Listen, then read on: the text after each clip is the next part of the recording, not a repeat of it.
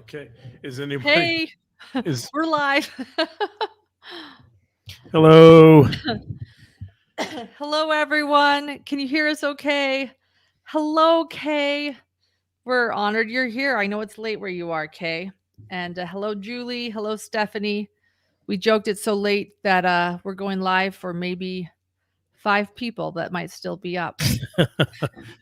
And our Right. overseas listeners who maybe didn't get to watch it. And for our overseas listeners who didn't get to watch it, don't feel bad because John hasn't watched it yet. I watched Dateline without John tonight at his family's, his parents' house, and he stayed here with our son. So why didn't you watch, John? Yeah, that's a long story, but number one, I had to get our little guy to bed, so that was something. He just went to sleep 30 minutes ago. So Friday nights are tough nights for him because he's a little antsy after a week of school, preschool. Um, Right. but other than that, I think, honestly, I think I'll try to make this short, but the forensic work is tough work and it's adversarial because every time I do an evaluation, there's an opposing party that I know is going to rip my reports apart. So when I first started doing forensic work years ago, I was really, really self conscious about my reports and I knew they were going to be critiqued and skewered. And so um, I learned to just to become completely immersed in my work. And when it was done, to just let it go and not worry about the fact that, opposing parties or attorneys or psychologists were going to, critique my work really thoroughly. um, and so once I finished the work, I just didn't want to think about it. And I think it's like that with um, television. I prepared for the interview and threw myself into it. And once I finish it, I feel like it's kind of out of my hands and I just want to let it go. Well, Kay Woodcock just said that you'll be getting movie offers. Watch out. Yeah. Thanks, Kay. I don't think so, but I appreciate the thought. I'm pretty sure that um, I would need to improve quite a lot before I would get a movie offer. Oh Thank you, yeah, and I'm Mari not Jean gonna play. Food. I'm not gonna play Chad Daybell. So please. Yeah, no, I will not allow that. That will not happen, as long as I'm your wife. But Kay, actually, it started so late for us. Everybody watched it. We were the last ones to be able to watch it where we are on Pacific time, and we were so grateful when Kay and Larry texted us and thought it was great because we sighed relief. I had high anxiety. John had high anxiety. Um, and we got the text from Kay and Larry tonight that said they thought it was great, and we both sighed relief. And we said, well, as long as it's Kay and Larry Woodcock approved, Yeah, we're okay. we relaxed at that point. So And Bobby did an amazing job, and so did Jerry Kay. Charles Vallow's brothers. We're so proud of them for being a voice for Charles, and just some incredible voices tonight. And I thought it was a great episode. I am telling John right now in real time, because again, for those just getting here, we almost have 100 people with us. I know it's 2 a.m. in New York right now, but for those just coming, I just walked in the door. I was watching it at my in-laws, John's parents' house, about 5 minutes away. John has not seen it. I just walked in the door and we're going live. So we're telling John about it in real time too. So right. The other star was Jerry Vallow. So thank you to everyone for all your kind things that you're saying. Yeah. So I have to point out my shirt that I'm wearing. First off, I shared it on social media, so I know some of you have seen it. But it says, if I go missing, I want Keith Morrison to talk about how I light up a room. And I just have to say this. We were watching Dateline, and it was like in the first quarter. And Keith Morrison says, Chad Daybell never lit up a room. I was like, oh my gosh, that's all I need. I was done after that. but then it got better because we Are you sure he didn't light up or preparing the people conference room? Because I think he may have. I don't think that's the most dynamic crowd.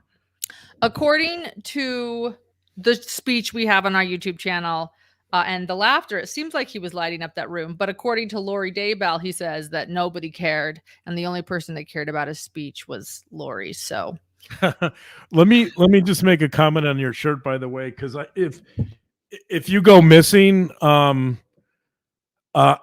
would be concerned because I'm pretty sure that somebody would point the finger at me first. So right, if So- I go missing, nobody's going to care Yeah. about whether I or not I light up a room. They're going to be looking at you, going, "What'd you do, right. John?" So Yeah. please don't go missing. And Okay. if you do go missing, there's going to be a couple of broken hearts in Henderson, Nevada. So that we'll be looking for you, but don't go missing. Please don't go missing.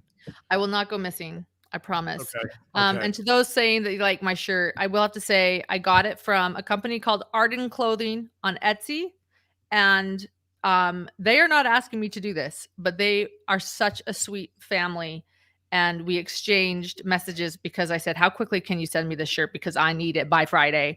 And they were so nice. So if anybody's wondering where to get that shirt, I'll throw that out there. Go to Etsy, search Arden ARDEN clothing. They were a very kind couple, and they shipped these shirts fast because I needed a Keith Morrison shirt before tonight. Yeah. Yeah. So, John, we were in it a lot. First off, I think a lot more than you would or I thought that we would be in it. I want you to know that we did share a little behind the scenes Patreon episode earlier today, and we were keeping expectations low. We had heard from Shane Bishop, the producer, we would be in it. We made the cut. But we were like, maybe we'll be in it 10 seconds. I don't know. So just so you know, John, we were in it a lot. We were, and you did great, babe. You did great. I'll just say that. And everyone's agreeing with me. As Kay Woodcock said, you're going to get some offers for some movies soon. You were amazing, and I'm proud of you. So good job. I just want to say, well, thank you for that. But I want to say that I feel like we wouldn't be in this position without our community, our listeners. So I just want to thank them. The outpouring of support we got even before Dateline was amazing, and I really feel like our community is so great and so supportive. A couple people wrote and they said that they feel like they're our friends. I mean, we have made a lot of friends through this, and we're super grateful for their support. But the people that we don't talk to as much, many times I still feel like they're our friends, and I'm glad that people wrote that because we do read all the comments, and sometimes we can't respond to them all. But in many ways, I feel like I'm just the starting point, right? I feel like I'm a catalyst. Like I'll do an analysis, and then our listeners or our community will take that analysis and run with it and add to it, and then we'll read it and we'll learn from that, and then we'll respond to that, and then they'll respond. We have this wonderful dialogue in our community, and it's really it's been really amazing, and I feel like that's how we got to this place, because our listeners are so supportive, and they're so smart, and they're so kind, and they offer such great feedback that we've learned from them too. Yes. And that's that's a wonderful position to be in. Yeah. Yeah. I have to say what Julie Holden said too. This is great. But she said, if I ever go missing, I want the Vallow brothers to find and take care of whoever's responsible. That was a great part. Jerry and Bobby made it clear what they were going to do if Alex was still alive. So yes, true, Julie, true. Thank you everyone for your kind words. So, yeah, John, it was, you did great. You were on there more than Julie Rowe. So you did that. That's encouraging. Yeah. Because I don't have a cult. And for those that asked earlier, no, we did not know Julie Rowe was going to be a part of this. No, we don't know who else is going to really be interviewed. Kay told us, no, Jerry, and his wife, wonderful wife, Melanie Vallow, let us know that Jerry was going to be on. And then we knew that Nate was going to be a part of it because Nate and Eric had been interviewed the day before us. But I think that's really all we knew. We knew about some of the material, but we didn't know Julie was going to be a part of it. So we were looking forward to it as much as all of you. Besides knowing some of the material, we didn't know how they would put it together. So here we are. And you're right. Sorry, going back to the community. I think this is a moment where John and I did both share that this is going to be a quick, late episode for us tonight, but we definitely wanted to thank our community because this really has, as John said, going back to what you said, babe, or Dr. John, whatever I'm supposed to call you. Yeah, was that in there, by the way? That was not in there, but that's a conversation. So true story. We get criticized for me calling Dr. John babe on this show. They think that I should call him something else. And so I now try to call him Dr. John on our YouTube channel. And so then when we were on the Dateline set, I kept calling him Dr. John, and Keith Morrison kept looking at me like, and he finally just straight up asked, he's like, do you call him Dr. John at the dinner table? And I was like, well, sometimes, yeah, I've gotten used to it. Yeah. And then I said basically, well,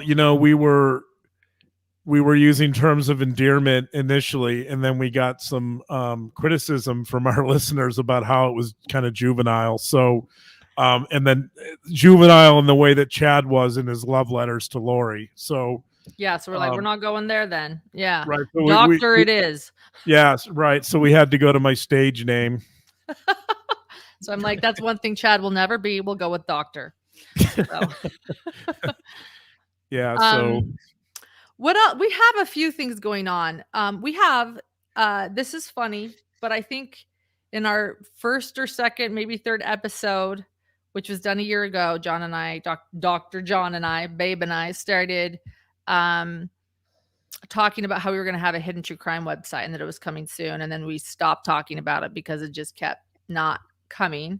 Well, that came out today, guys. So for everyone, Dateline really helped us get our stuff together. I think it was the push that we needed, honestly, to get our stuff together. And so check out hiddentruecrime.com. That's our website. And we're really proud of it. And tonight, this afternoon is the first time it's ever public. So that's something. Do you want to share, also thank our wonderful now friend who helped us make that, babe? John? Yeah. So sorry. So we want to thank, I'm sure he's asleep now, but Zach, who runs Magna Web Services, did our website, and we're really grateful. He was super accommodating and very talented, and he helped us a lot. So thank you, Zach. Yeah. Thank you, Zach. He makes great websites for anyone. And I just have to read something Kay Woodcock said, because we always say when something's Kay Woodcock approved, we're good. She just said, OMG, no. Pet names as a couple is not juvenile. It's real. And nobody should compare you all to the evils. So thank you, Kay. And hello, babe. See, we're good. Yeah. Okay. Thanks, Kay. And on our website, I have a list here. It's actually really sweet of people. This is written by John, by the way, this list I have here.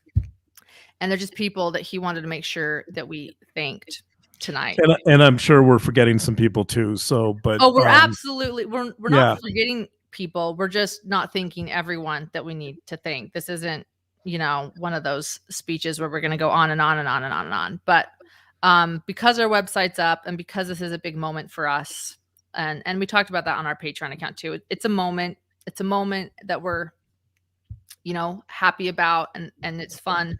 But on our website, our new website, Hidden True Crime, we have beautiful illustrations for all of our episodes. And we worked really hard to find an artist who saw our vision, and she even did a beautiful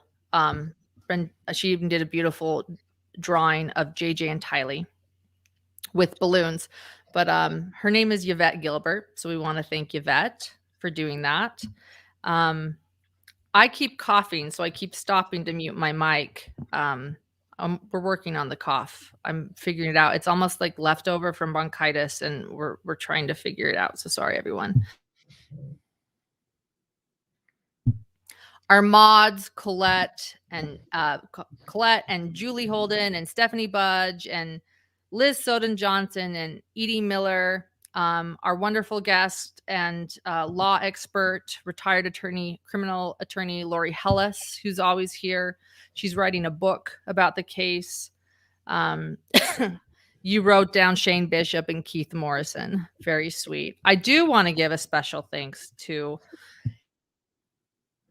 Keith and Shane, though, because I think it was a month ago on YouTube, and I will put it up later. A lot of you know, but a month ago on YouTube, I made a joke that after the love story came out with Chad and Lori, and John and I shared it on our Patreon account, that episode where I did a reading and we read about the scientific phenomenon of loin fire.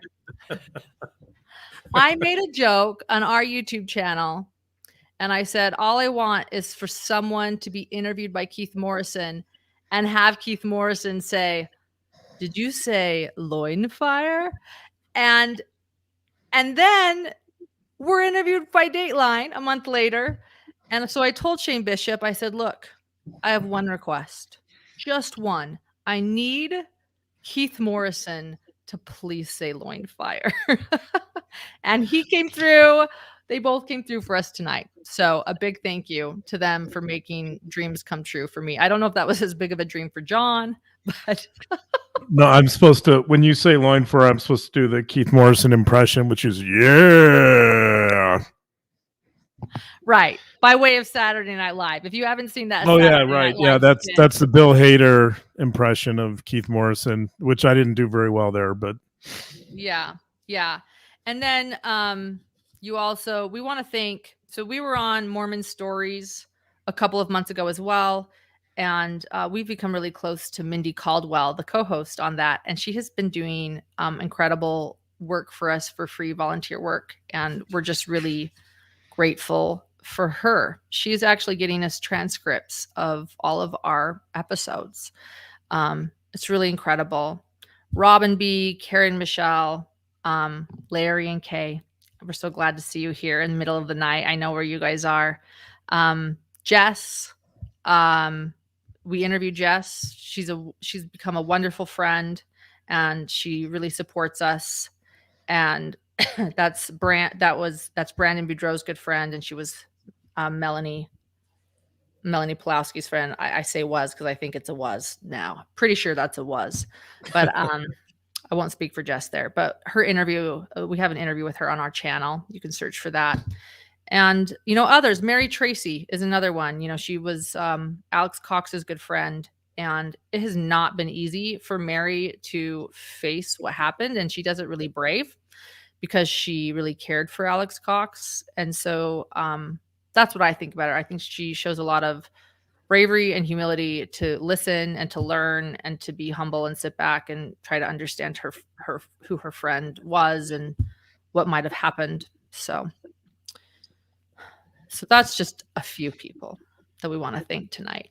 So hey, Tad Audie is here. She's never here because she's always in Australia. So this is what happens when you go live really late. We have everyone here. What else, babe? Did you? Now I can call you babe. Thank you, Kay. Stephanie said you should call me Dr. Babe. So maybe we need to meet halfway. Dr. Babe. Yeah. Maybe that's the way. Not bad. And then that'll be really fun to call you that at the dinner table. Dr. Babe, could you pass Yeah, the funeral potatoes? right. Dr. Babe. That would be a little awkward. Yeah, I think it should be one or the other. Yeah. People are asking if we're going to play the Dateline here. People keep asking us. We're a little bit, I think, wary of what we're legally allowed to do and how to do it. So we're trying to figure that out, but we don't want to like record it off a screen and then air it because that wouldn't be fair to NBC either. So we're trying to figure that out. And if anybody knows those type of streaming rules or what we're able to do, let us know. But that's why we haven't streamed it live, is because we're just not sure of what Yeah, our we're gonna need to talk to Dateline to see what we can do. But if we can put it up, we will. yeah. And apparently we haven't seen it, but apparently they did a little piece on us, I guess, right? I don't know where that is. On their website, they said they might put up a little bit on our history and some of the stuff we talked about. Yeah. Yeah. Shane mentioned to us, that he was going to do a little bit, an extra about us on the web. And we haven't seen that yet or know if it's on there. And people are asking if it replays on the NBC app. I'm sure it does. Here's a tip too for our overseas listeners. We have a lot of them. They were asking how you could find it. What I figured out is that you Google VPNs, V as in Victor, PNs. And I did find one page, but if you Google VPNs and Dateline, you can find ways to get that overseas too for free. There's my tip for you. I didn't say that though. I hope Shane's not listening. But there you go. John, you did great. So let me tell you a few things, John, one second.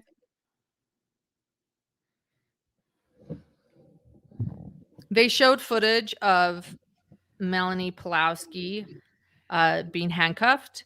That was interesting. So just so everyone knows, John and I had seen the footage outside of Brandon Boudreaux's parents' home when police were talking to Melanie and Alex outside of the home where Melanie was trespassing. We had seen that, but we did not see, right? You didn't see that. We did not see her getting handcuffed later on that night at the police station.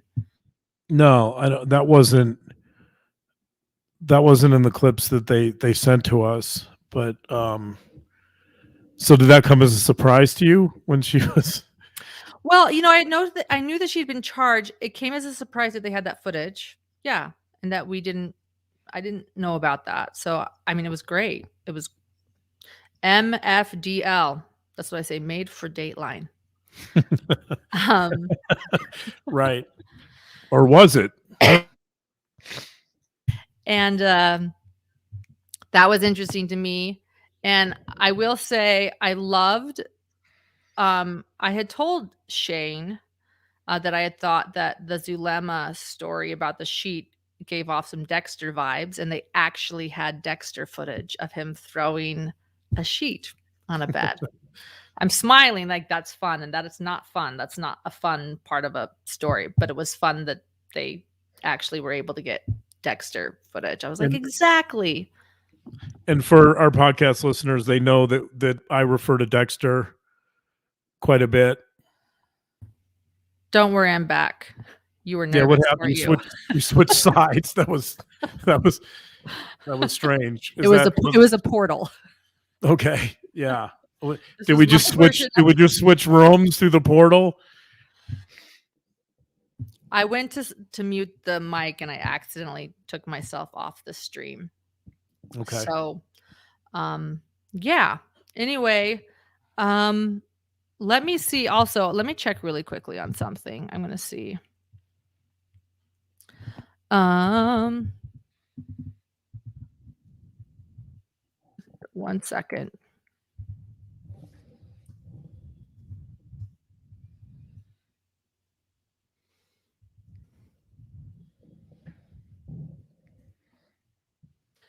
I am inviting someone to jump on, but I don't know if they want to. So that's why I'm saying someone. So if they decline,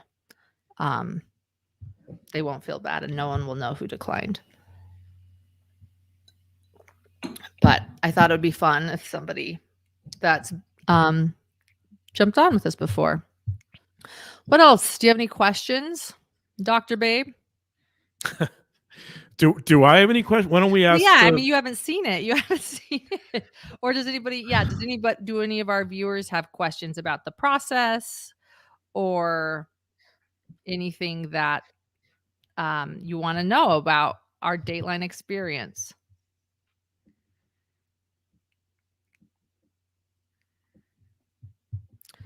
I'm checking on the person. And someone is saying, if Kay is still here, you are my hero. Someone's asking what my t-shirt says. It says, if I go missing, I want Keith Morrison to talk about how I light up a room. And to remind everyone, Keith Morrison tonight said Chad Daybell has never lit up a room. So that was a moment that I will not forget. So I was impressed. People are cheering on the person that I want to jump on. Okay, she's here, guys. She's here. Colette.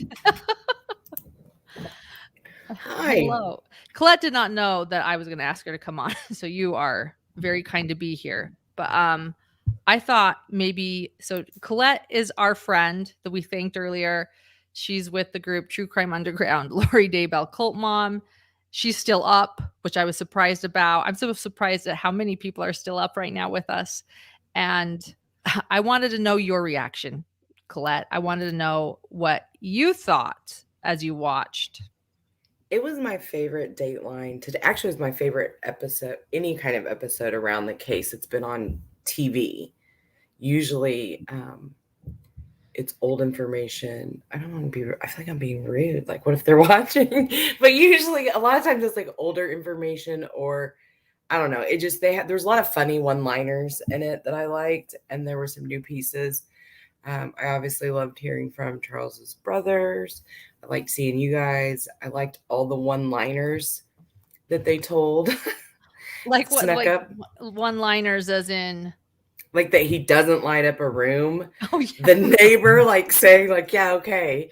Like when Chad told her she could come to her, and she's like, yeah, no, you're a murderer. I'm not calling you for anything, sir.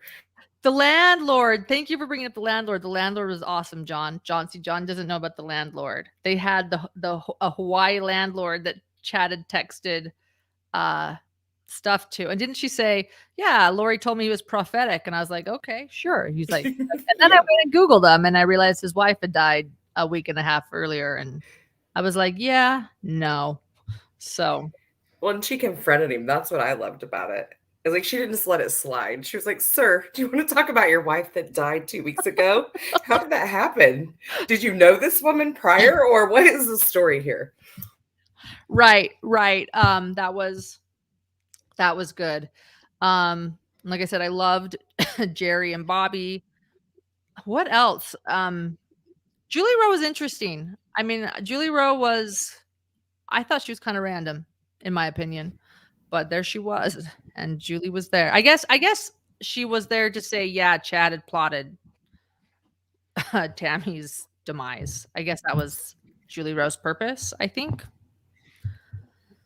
I mean, sure. I like that it was 1 minute of fame. Just one.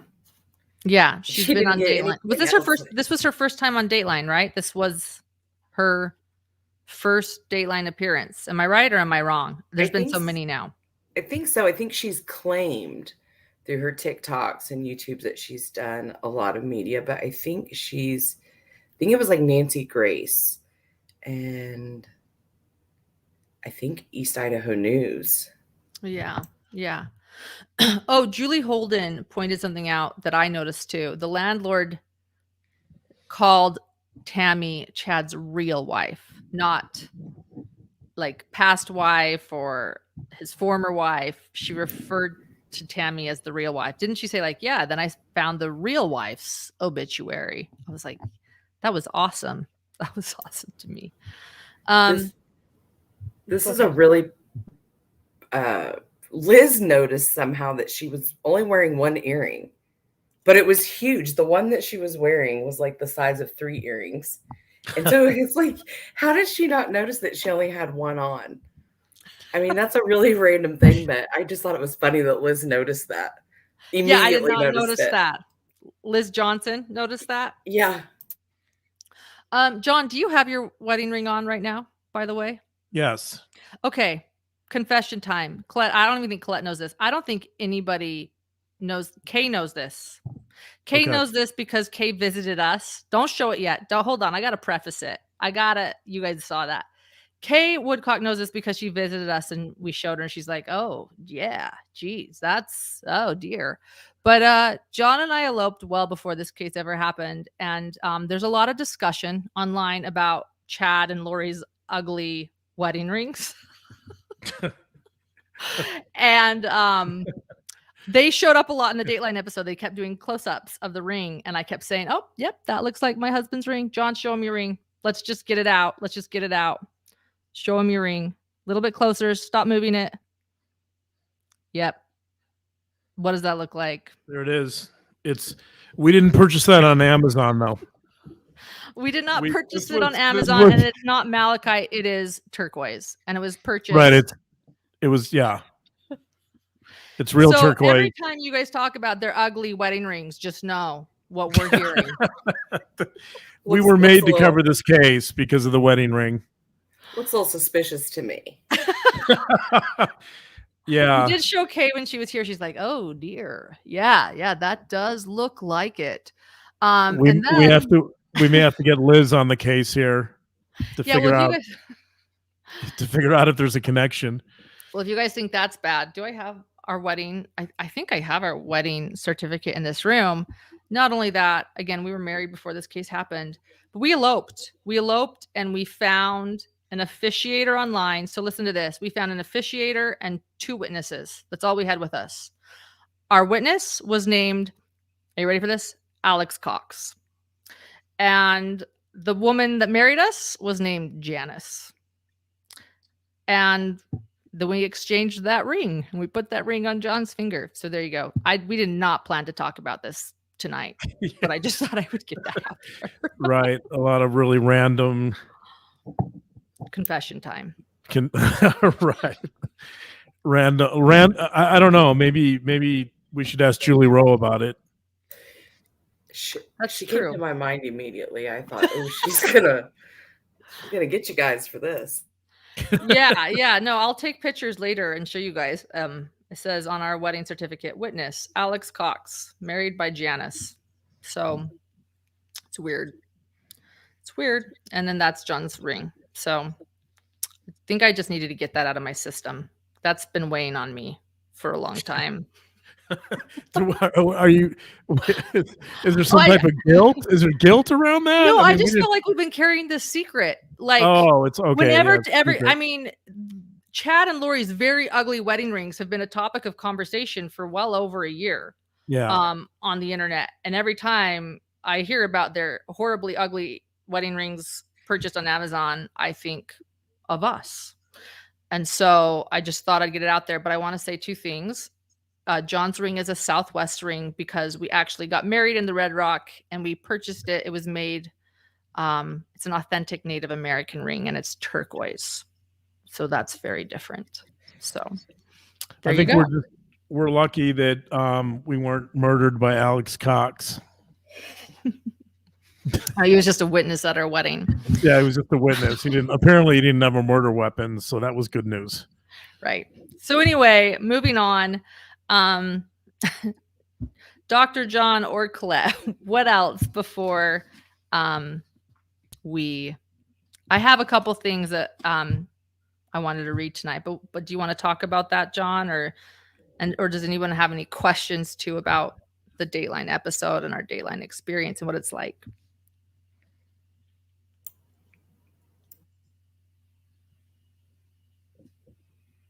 I don't see any in chat, but I'm curious to know how long does it take to film something like that?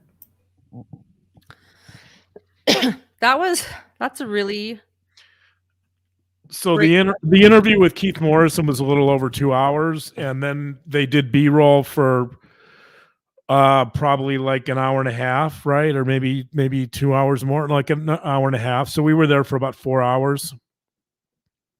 Yeah, and actually, since I've been in the industry, um, there were two things that crossed my mind. A, this is a really well-oiled machine, and they're riding this really tight, meaning they know exactly what they're looking for. Because I feel like for the most part, it would have taken most people a lot longer to interview to get the sound that they wanted and the interviews they wanted. I think they really kind of knew what they were looking for. But the other thing, I think I also thought because we weren't interviewed as long as I thought for the amount of time we'd be in it, that we would be in it a lot less. Because 2 hours really is not, they didn't feel that long to get to. I mean, we didn't even share everything that we really, we talk a lot on our episodes. You guys know that.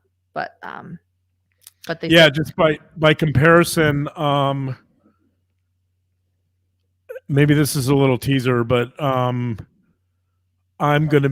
supposed to be, I don't know for sure, but supposed to be in a documentary early next year sometime on the case. And they interviewed me a total of like 12 hours, 13 hours. It was really long.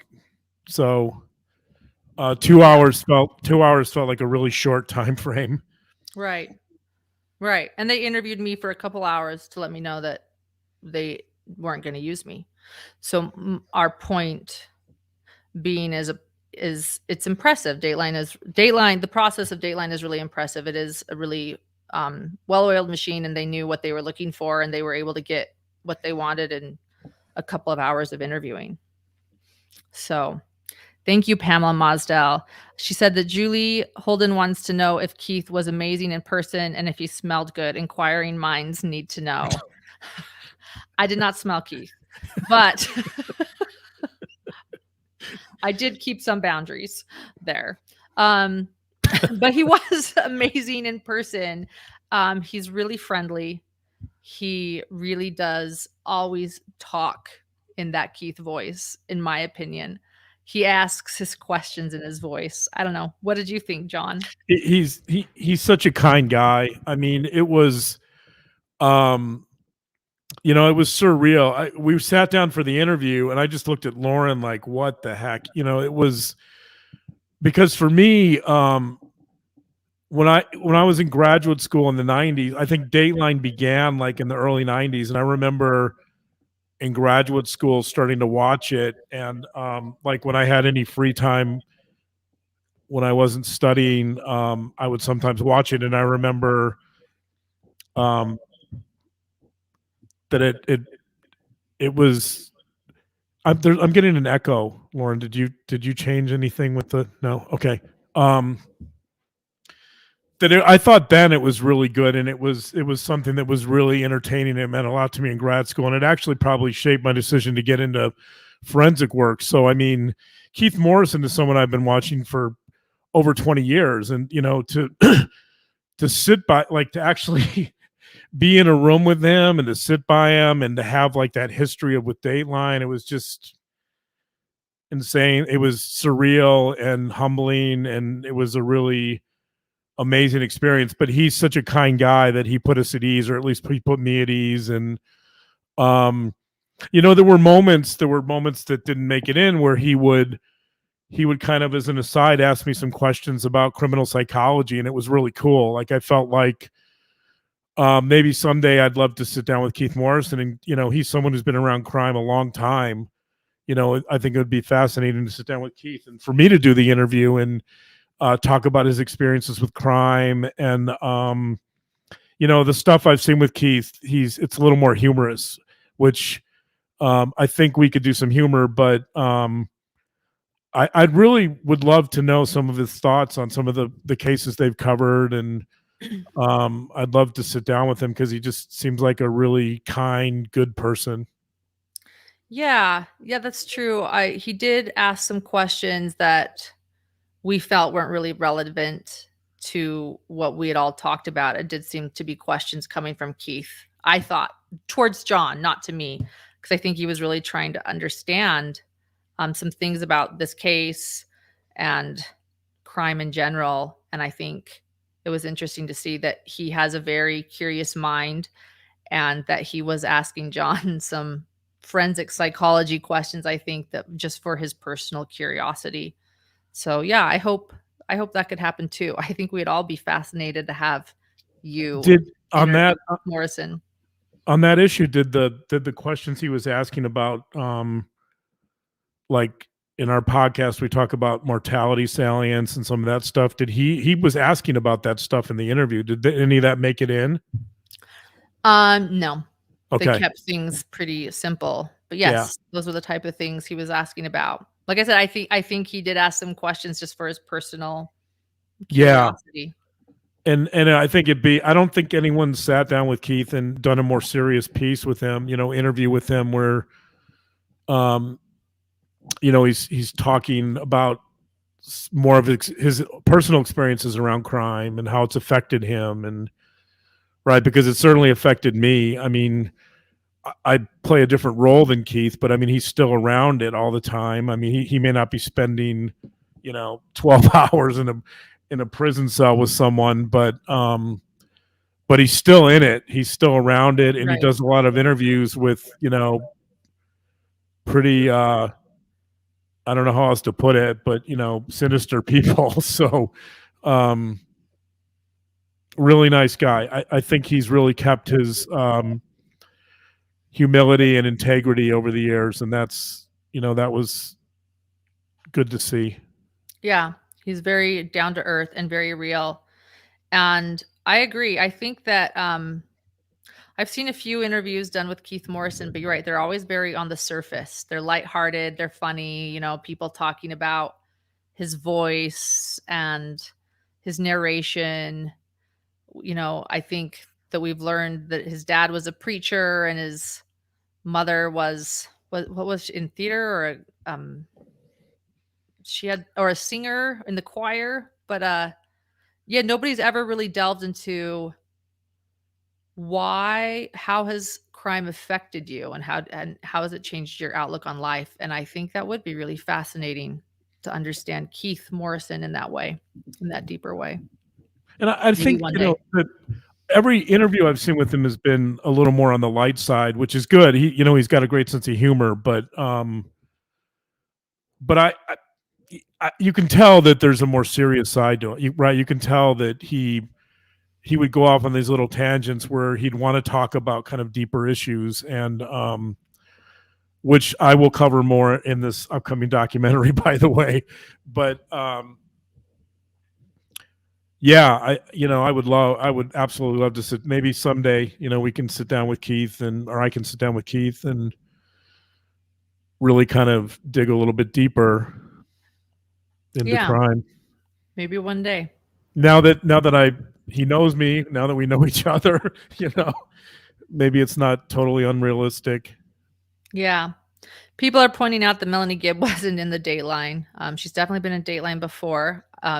Her husband or estranged husband or ex-husband, we don't know what he is, David, was in it, but not Melanie. I mean, I personally think there was just one too many Melanies. If your name's Melanie and you're in the Daybell case, sit down, because we can only manage one Melanie at a time per episode. So I think that might be Tad Audie just said that I'm fangirling Keith. I think that's true. Yeah, I think that. Yeah, but who wouldn't? Yeah. People are asking, why was Melanie G not on? I think that really might be why. This is a very complicated story to tell, and it's very confusing. We all know we need like a Venn diagram, we need a chart, a flow chart. I think that it's best to just deal with one Melanie at a time. I kind of mean it.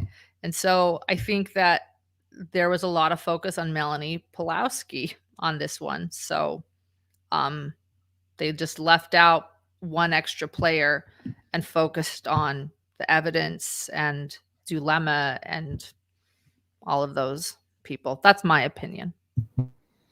When you think about it, I mean, Melanie Gibbs' real role is limited to kind of two pieces of information. One is that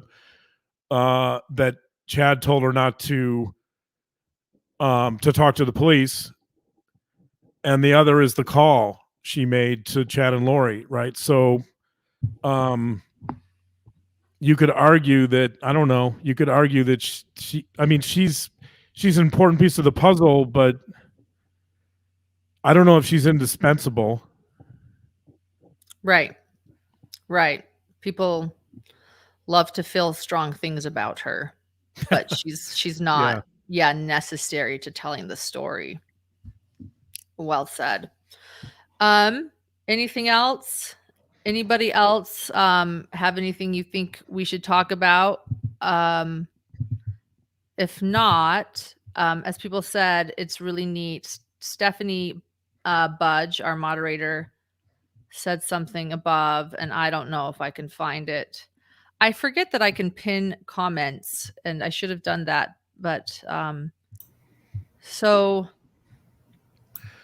Julie Holden just said that Bill Hader fangirls Keith Morrison, so I'm in good company. So thanks, there Julie. you go. That makes me feel more normal. Right. This was the comment. Lauren, yeah, go ahead, Colette. I was just going to say I was a little disappointed. I kept waiting for your moment that you would pull your hand to your chin and stare off in the distance. And everyone else would know what that was, but it never happened. So you had better B-roll than I also thought Melanie Gibbs, I call it the walk on the beach shot. You know, it's never a walk on the beach, but there's always a walk that Dateline has you do. And I thought Melanie Gibbs' walk on the beach was a little awkward too. I think that John and I pulled a much better walk off, Dateline walk, than Gibb did, in my opinion. Did we get the walk? We got the walk. Our walk was on. Should we tell people about the walk? So the walk really was a walk because there was no greenery around the warehouse where they filmed it. So we really did have to walk, like, I don't know, half a mile to get to the place in Las Vegas where there were some shrubs. Right. We were at a warehouse. And then when they found the greenery, there was a big pickup truck parked right in front of it, and he wouldn't leave. So right, and we weren't leaving either. There was a standoff. We just stared him down. Right. We're like, the camera people set up. The camera people set up, and they were waiting for the pickup to leave, and he was just like, "No, not leaving. I don't care if you're Dateline." They didn't know it was Dateline, but they didn't care. Oh, and Melanie Evans is here, and she says, "My husband is listening." Every time someone tells us their husband is listening, we're like, "Yay!" Celebrating. He says that he finally gets why she loves this group so much. So that's really neat. So thank you, Melanie, for sharing that. Yeah, that's awesome. Thank you. I'll take this Stephanie Budge comment down in a sec because I see it's covering half your face, babe. But I just want to acknowledge it really quick. And actually, the number's up to, what is it, 366 night owls. True. So this comment's old. You're come on, Stephanie. Now we're at 367. You're right. You're selling us short, Stephanie. Come on. But Stephanie wrote 312 night owls on here. Such a wonderful group that Hidden True Crime has created, which, as pointed out, it's now 369. So we'll get the number right. But yeah. Talk a little bit about that, John, really quick, this group. Well, I talked about it at the beginning, but, I said that I felt like there's no way we get on Dateline without our community. So we're just really grateful that, for such support and for such wonderful people. And like I said, we learned from the comments in our groups hopefully as much as you guys learned from some of our analysis. So I think it kind of feeds on each other. The dialogue in our groups is really outstanding. And, Lauren and I will often see comments and go, wow, I never thought of that. And then, we'll reflect on that and then talk about it. And then it's a continual conversation. And so we all learned from it. And I think when we started this, that was one of our goals, was to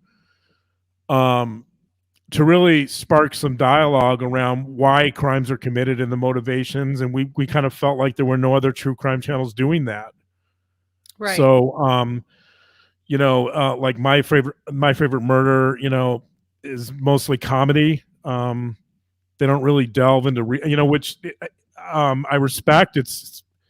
I haven't really listened to it too much, but it's a really, really good podcast. I understand, but it's not really, it's for me, it's not really my cup of tea because I kind of want to look at deeper motivations. And I think our community appreciates that they, that they're really, really good at kind of digging deeper and getting at some of those deeper motivations. And so it's a great dialogue we have. Yeah, it is. Right. It's true. John and I always talk about how the fact that, like, yes, we're there being interviewed by Keith Morrison and we do our podcast and we share our YouTube videos, but this really is a community, and a lot of our research is not done with all of you and the community. So yeah, I think we just wanted to really share that this has been a journey with a community for us and all of you that have been with us since the beginning. So that's why we just wanted to go live, no matter how late it was, and just talk to all of you about it. And thank you guys. More than anything, thank everyone. And we got such really amazing comments even before. I was really moved by many of them. And I told Lauren, wow, I think we're really creating something wonderful here, and that's exceeded my expectations. So there's a lot of gratitude. Right. I have a couple things here. With that being said, that we've had permission to read 2 comments that came down tonight from 2 of our listeners who have given us permission to share comments. So again, before Dateline aired on our Patreon page, that's a place where people can support us, and we also give back with podcasts and any evidence that we receive, and we do private podcasts or share thoughts. But so we shared there just a little bit of our Dateline experience and our thoughts before it aired. And 2 comments came down. A lot of comments came down, but these 2 in particular caught our attention. And they both meant a lot to Dr. John too. And I want to read them. We gave them to me to read, but I'm coughing. Do you mean Babe? Dr. Babe. Dr. Babe. Right, Dr. Babe. Okay. Yeah, that's your new. I like it. Dr. Babe. Yeah. It's going to be fun at the dinner table calling you that. Right. You're going to really confuse our son over that one. Yeah. So which speaking of which, our son will say, "Dad, are you Dr. John?" And my response is, well, it really depends on where I'm at. Well, more than that, should we tell? Our son woke up. It was earlier this week, wasn't it? And all of a sudden he was just like, "So who's Chad Daybell?" No, it's better than that. I was telling him who was coming for Thanksgiving. And, I told him his grandparents and his aunts and uncles would come, and he goes, "Dad, is Chad Daybell coming for Thanksgiving?" And I said, I was shocked, and I'm like, we try not to talk about this case that much around him, but I just said, no. I hope not.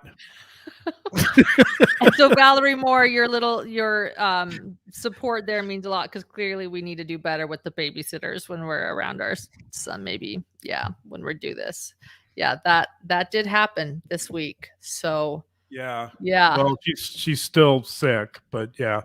No, but I mean, Banks saying that did happen. No, right, yeah. Yeah. So, as far as we know, Chad Daybell will not be joining us for Thanksgiving. I'm pretty sure he won't, unless he gets out on furlough. Well, if he does, invite Jerry and Bobby over, because they'd like to have a word with him. And that's why we invited Colette on right there. Yeah.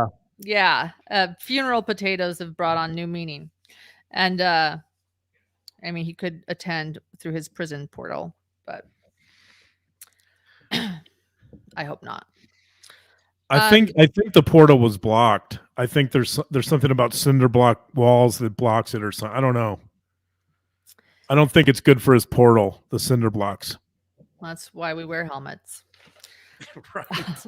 Yeah. So I will read these 2 comments. I'll start with Melanie Evans, who's here tonight. I already shared a comment that she made. She's she's been with us from the beginning. In fact, after our first episode, John and I still remember a comment that Melanie Evans made. And we had put out our very first episode. We didn't know how it was going to be well received. It was 30 minutes. And she wrote the kindest thing. I think I still even remembered a little bit. She said, I didn't know I could be inspired listening to an episode about true crime. And that was, I think, a moment for John and me. We're like, okay, we're on to something here. And that comment meant a lot. And we will never forget that. So that was one of the first comments that really meant a lot. And here she is tonight. So Yeah. So thank you. Yeah. And also, before our first episode, we had talked about wanting to make this about more than crime. I mean, of course, crime is the platform, but wanting this to be about something larger than crime that could help people think about their lives, or, as Melanie said, provide some type of inspiration. So, yeah, that comment was great, and it meant a lot to us, and it really inspired us. Yeah, it did. And it did. And she's ended up knowing a few people connected to the case, which has also been interesting. Thank you, Shar, for your super chat. So Melanie Evans says, I realize that the word authenticity is a bit new agey, as Dr. John would say, but it's one of the primary ingredients in your recipe for why I keep coming back. Thank you for sharing your sincere struggles with us, Dr. John, and for letting us celebrate this very fun and exciting moment in your lives. Like you've shared since the first podcast episode, it's okay to be human. At least that's the lesson I've learned over time that has helped me immensely with my own mental health and enjoyment of life. Sending a huge bouquet of love to your family and our entire hidden true crime community tonight. So thank you, Melanie. That meant a lot. Yeah, and let me just reiterate that point, because I think it's so important in this case and in our lives, how just to, I don't know, to be down to earth and grounded, and to recognize that we're all vulnerable and imperfect, and that's fine. I think so many crimes get committed when people think that they're, they're more than human, or they think that they're special, or I don't know, whatever. They think that they're godlike, like Chad Daybell. And yeah, that's such a great observation again, Melanie. Thank you. You're muted, Lauren. You're muted. Yeah, I just unmuted. Okay. So yeah, yeah, thank you, Melanie, as well. And Melanie, we're gonna call you the good Melanie. That's your official name.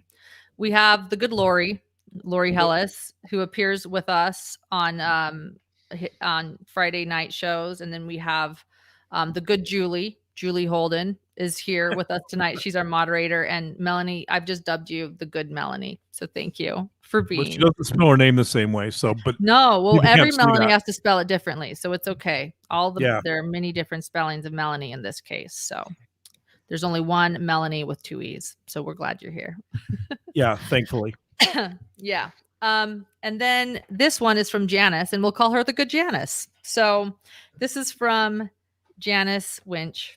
And this was a comment we got today, and it was about our podcast. And so she wrote, so pleased for you. And yes, I saw you on the Dateline trailer. I don't know whether this is a sensible place to say this, but I have been listening to your earlier podcast about Chad being lost as a child, etc.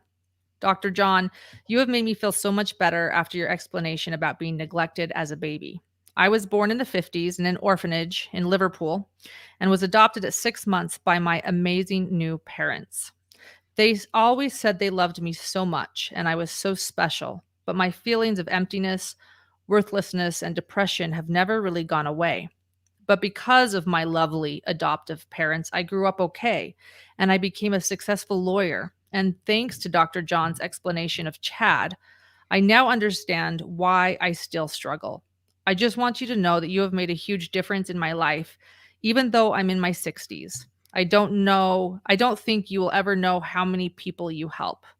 With love to you and your family and all at Hidden True Crime. Yeah. I mean, what a great comment. Thank you, Janice. I mean, that's why we do this. One of the reasons we do this, but an important reason we do it. So, I mean, I could spend the next 2 hours talking about the issues she brings up, but again, we're really grateful that we can provide those kinds of insights and help people like that. It's really humbling. Yeah. So I agree. Colette, I saw that unmute go. I just, in the group and through your comment sections, a lot of people have been mentioning just how excited they were for you guys to be on Dateline. Many of the groups, and it's got my mind thinking too. These family members have been going through this for 2.5 years now. Some of the people that have been following this case are just shy of 2 years. Like next month will be 2 years from whenever they heard about it. And I remember early on, people were seeing these bigger connections with PAP and all these things, but the case was so complicated that those things weren't being discussed. And so I know a lot of people were really excited to see you guys on Dateline and knew that you guys would be bringing some of those pieces to the general public. And also just thinking about all the different people, you guys are talking about the community and just thinking about all these different people that I know of that have been following this case, advocating alongside all the family members, all the victims, and trying to. There was a point, and I don't know if maybe the family members felt it, but I know there was a point where some people were worried that this case would perhaps not stay in the news.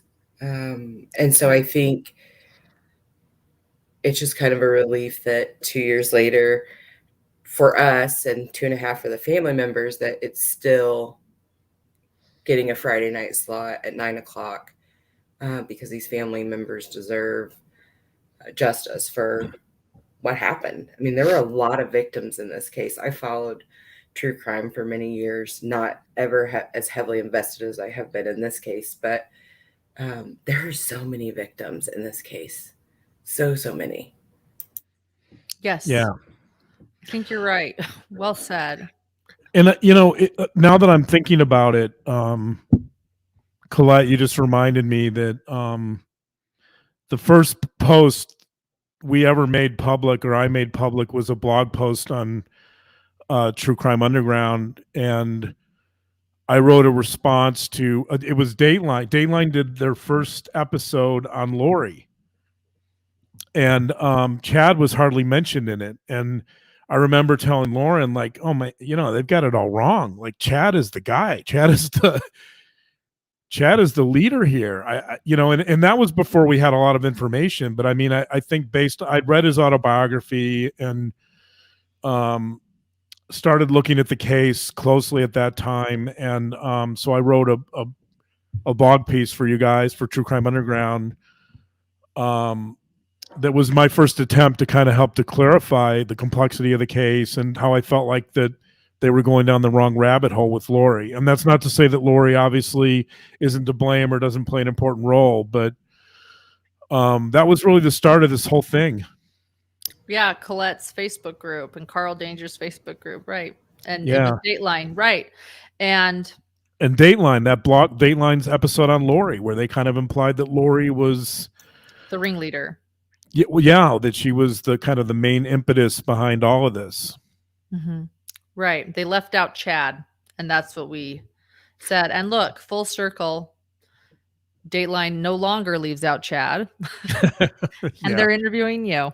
So Right. Yeah. What a turn of events in, a little over a year. yeah, And so we're very grateful to True Crime Underground, because that was a place for us to kind of, give voice to some of our opinions and to begin to find an audience or a community. And you guys have been really great ever since we jumped into that forum, and ever since. So yes, so it's been great. And then actually we asked the community if we should start a podcast. We were still on the fence, and they were really, you guys were, the community was so encouraging, that we decided to take it on. right. Yeah.